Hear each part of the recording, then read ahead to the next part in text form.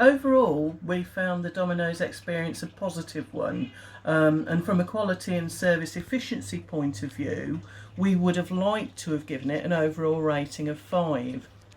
However, due to a couple of sort of niggles and points of suggestion, which we've gone into detail in the written review, we can only really give it a 4 rating. As a final thought that isn't in the written review, Domino's, along with many others in their sector, may have to think seriously about their prices. We're one of a growing number of households who are on a very tight budget, and £35 for an albeit very nice pizza meal is not something we could consider outside of the opportunity this review has afforded.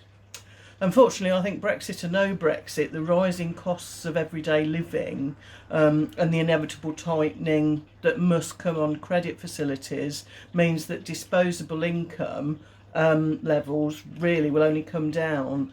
The fact that it's now possible to get a good quality pizza from about £2 in a supermarket doesn't bode well, I fear, for either Domino's or many of its competitors.